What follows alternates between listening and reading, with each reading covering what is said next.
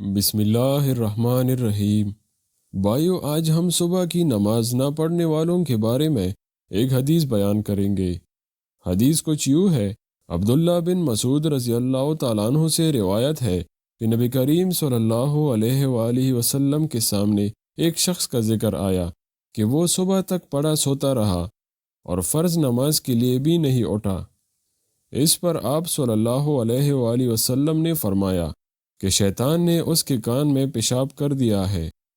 بھائیو، ہم میں سے اکثر لوگ صبح کی نماز نیند کی وجہ سے قضا کر دیتا ہے۔ یوں تو نماز چھوڑنے کے بہت سارے نقصانات ہیں، لیکن صبح کی نماز اس طرح ہوتا ہے کہ اس سے ہمارے دن کا آغاز ہوتا ہے، یعنی ہم دن کے آغاز میں ہی نماز کو قضا کر دیتے ہیں، تو پھر خود سوچو کہ ہماری باقی دن میں برکت کیسی رہے گی۔ لہٰذا ہمیں 5 وقت کی نماز پابندی سے پڑھنی چاہیے۔ اللہ تعالی ہم سب کو 5 وقت کا نمازی بنائے۔ امید رکھتا ہوں ویڈیو آپ لوگوں کو پسند آئی ہوگی اور آپ کے علم میں اضافہ ہوا ہوگا۔ اگر ویڈیو پسند آئی ہو تو ہماری حوصلہ افزائی کے لیے ویڈیو کو لائک کرو اور چینل کو سبسکرائب کرو۔ آباد رہو، اللہ حافظ۔